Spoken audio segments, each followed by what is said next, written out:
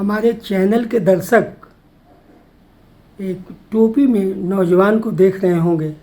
मुझे परिचय बताने की कोई ज़रूरत नहीं है।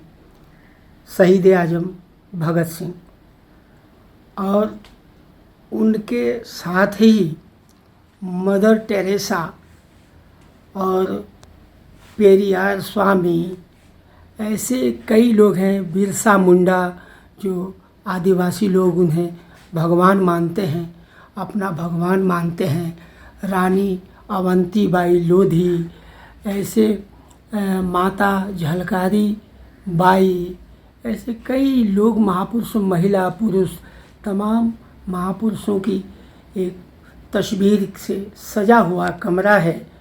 आप लोग इस बात से हैरत में पड़ जाएंगे कि ऐसी कौन सी जगह है, ऐसा किसका कार्यालय है कि देश के छोटे बड़े सैकड़ों लोगों की तस्वीरें यादगार स्वरूप इस कमरे में लगी हुई है। आप एक के बाद एक सारी तस्वीरें देखते जाइए। चौधरी चरण सिंह, उत्तर प्रदेश के पूर्व मुख्यमंत्री और थोड़े दिन के लिए देश के प्रधानमंत्री रहे, और उनके नाम से एक अपवाद आ गया कि देश के एकमात्र प्रधानमंत्री चौधरी चरण सिंह अपने कार्यकाल में 1 घंटे के लिए भी लोकसभा में नहीं जा सके।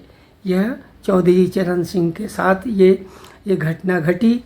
और बिहार के पूर्व मुख्यमंत्री कर्पूरी ठाकुर जी की तस्वीर ठीक उनके बगल में है, जिन्हें अभी अभी भाजपा की सरकार ने भारत रत्न से सम्मानित किया है।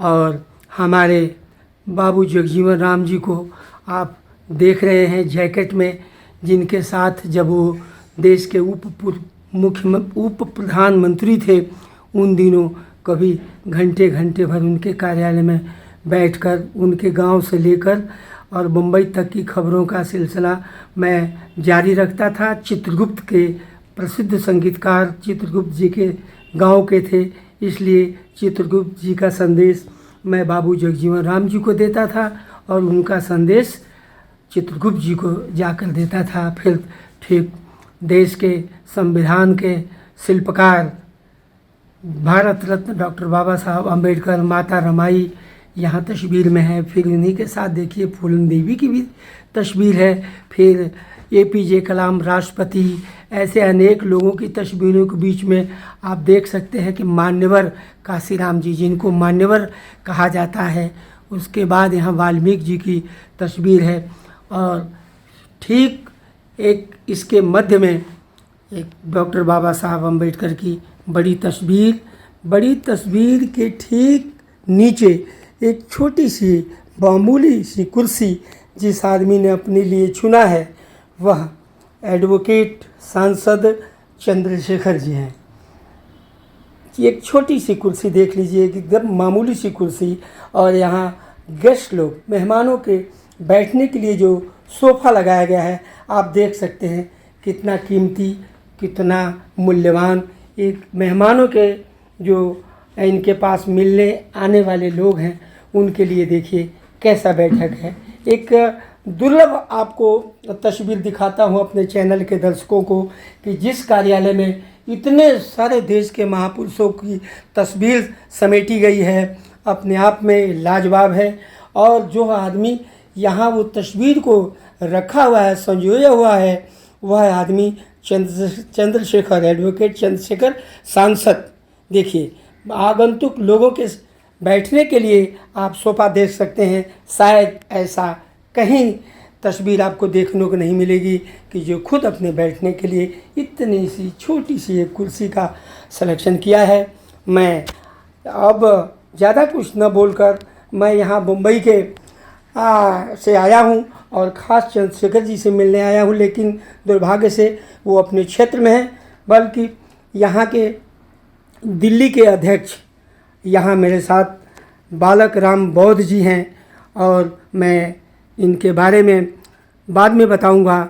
बस इतना ही कहूँगा कि आप दिल्ली की कमान संभाले हुए हैं, और मैं उनसे जानना चाहूँगा अपने दर्शकों को बता दूं कि मैं बहुत सारी मुद्दाएं जो इनके साथ बैठ के बात हुई है मेरे दिल को छू गया है व्यक्तिगत रूप से। मैं जानना चाहूँगा आपसे कि आप दिल्ली के लिए इस समय आपकी पार्टी क्या कर रही है। आप हमारे चैनल के दर्शकों को थोड़े में बताएं। आपका बालक राम बौद्ध जी हमारे चैनल में आपका हार्दिक अभिनंदन है, हार्दिक अभिनंदन। बहुत बहुत शुक्रिया। सभी को जय भीम, नमो बुद्धाय, क्रांतिकारी जय भीम। मैं आपके चैनल के माध्यम से सभी समस्त देशवासियों को, जो हमारा ये एक अम्बेडकर माह चल रहा है, उस माह में बाबा साहब अम्बेडकर की जयंती की बहुत बहुत मंगल कामना देता हूँ और आपका बहुत ही अभिनंदन करता हूँ कि आज आप मुंबई से चल के आज़ाद समाज पार्टी के माननीय चंद्रशेखर आज़ाद जी के कार्यालय में आप दिल्ली आए हैं, तो आपका हार्दिक स्वागत है, आपका अभिनंदन है। मैं आपको बताना चाहूँगा कि हम आज़ाद समाज पार्टी के समस्त कार्यकर्ता बहुत कर्मठ और ईमानदारी से समाज की सेवा के लिए लगे हुए हैं।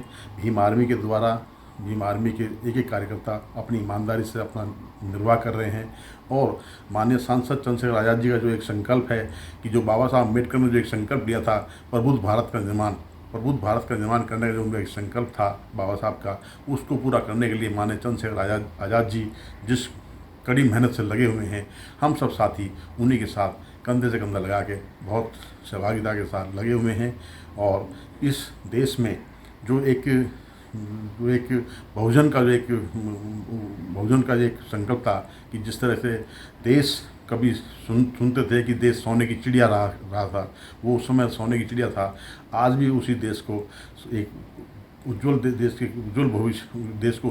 देश के युवाओं के उज्जवल भविष्य के लिए जो देश में होना चाहिए, जिस तरह से बाबा साहब अम्बेडकर ने उसी परिकल्पना की सोच के अनुसार भारत का एक संविधान दिया।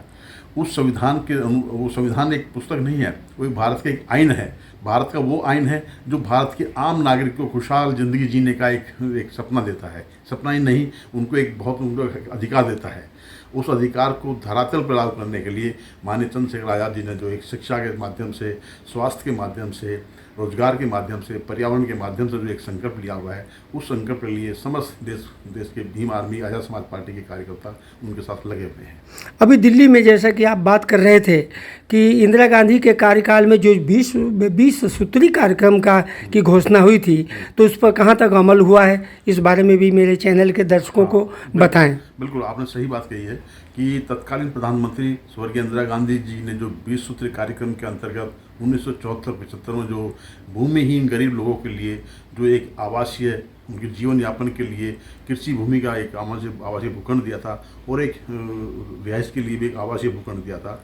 उस भूखंड की दिल्ली में बहुत बड़ी समस्या है, जो कि सभी वीकर सेक्शंस के लिए, भूमिहीन लोगों के लिए दिए गए थे। उसमें कोई जाति विशेष के लिए नहीं था। उसमें एक बहुत बड़ी समस्या दिल्ली में ये है कि उन सबको अभी तक कोई मालिकाना हक नहीं दिया गया है, जिसकी लड़ाई बहुत लंबे संघर्ष चल रही है। वो ये मुद्दा भी दिल्ली का हमने माननीय सांसद जी के सामने रखा है और सांसद जी ने मुझे भरोसा दिया है कि हम इस मुद्दे को बहुत तीव्रता से, बहुत मजबूती से संसद में उठाना है, संसद में उठाएंगे। संसद में अगर नहीं करेंगे तो रोड पर उठा के हम इस लोगों को जो उनका हक है, मालिकाना हक, उनको दिला के रहेंगे। और आप कह रहे थे कि जो लोग 60% 40% में जिनको जो आवासीय लोग यहाँ के अस्थायी निवासी हैं, उनकी भी कुछ समस्या को लेकर आप संघर्ष कर रहे हैं, वो भी बताएं। उसके साथ में हमारा एक मुद्दा ये भी है कि 20 सूत्री कार्यक्रम वाला तो है ही है, उसके साथ साथ जो दिल्ली सरकार ने स्लम एरिया में जो झुग्गी झोंपड़े में जो बसाया गया है, जिनको 12 गज के, 20 गज के, 22 गज के प्लॉट देकर बनाया गया है, उनको भी आज तक कोई मालिकाना हक नहीं दिया गया है। वो भी 40-50 साल से वहाँ रह रहे हैं। वो दिल्ली में रह जरूर रहे हैं, लेकिन किसी मालिक की हैसियत से नहीं रह रहे हैं। आज वो उनको भी एक मालिक की हैसियत बनाने के लिए वो भी हमारा एक मुद्दा है, वहाँ पे है। और दिल्ली नगर निगम में खासकर जो प्राइमरी शिक्षा है, उस प्राइमरी शिक्षा को बेहतर बनाने के लिए आज़ाद समाज पार्टी भीम आर्मी की हर वार्ड में एक पाठशाला, मैंने देखा, अभी पोस्टर देखा मैंने इसका बकायदा भीम पाठशालाओं का निर्माण किया जा रहा है। अब तक कितने पाठशाला बन गए ऐसे आपके? अभी तक हम करीब ये मान चलिए हम करीब 15-20 विधानसभा में हम पाठशाला खोल चुके हैं जी। और उस पाठशाला का हमारा उद्देश्य ये है कि जो बच्चे स्कूल से वंचित रह गए हैं या स्कूल नहीं जा पा रहे हैं या स्कूल जा रहे हैं तो स्कूल में जाके अपनी अच्छी गुणवत्ता वाली शिक्षा नहीं ले पा रहे हैं, उनको हम अच्छी बेहतर शिक्षा उनको देने का हम अपनी पाठशालाओं के माध्यम से कर रहे हैं, कोशिश कर रहे हैं जी। अभी कुछ लोग जैसे बॉम्बे में भी कर रहे हैं और कुछ एक हफ्ता हो गया मैं यहाँ भी घूम रहा हूँ दिल्ली में, तो कुछ लोगों की ऐसी आशाएं हैं कि चंद्रशेखर जी की पार्टी जो भीम आर्मी सेना है और अभी आने वाले उत्तर प्रदेश के चुनाव में जिस तरह से इनकी लोकप्रियता बढ़ रही है इनके कामों को देखते हुए, तो क्या लगता है आपको कि आप लोग विधानसभा में किस हद तक कामयाब होंगे? क्या लगता है आपको? हमारी कामयाबी जो है वो कामयाबी हमारी डिपेंड करती है हमारी कार्यशैली पे, हमारे व्यवहार पे।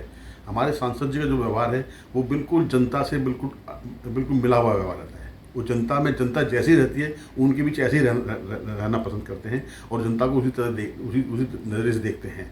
तो जो हमारा एक पार्टी का जो हमारा एक संकल्प है कि हम अपने व्यक्तिगत नेता के लिए नहीं है, हमारे नेता का भी ये संकल्प है, हम अपने लिए नहीं है, हम आम जनता के लिए हैं, हम आम देश के आम नागरिक के लिए हैं, हम प्रदेश के नागरिक के लिए हैं। उनके जो हकूक़ हैं उन हकों को देने के लिए हम आए हैं।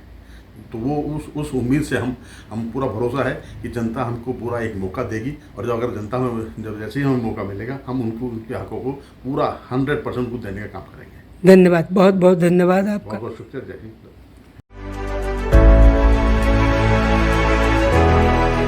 CEN न्यूज देश प्रदेश की ताजा तरीन खबरों के लिए CEN न्यूज को सब्सक्राइब करें और रहें पल पल की खबर से हर पल बाखबर।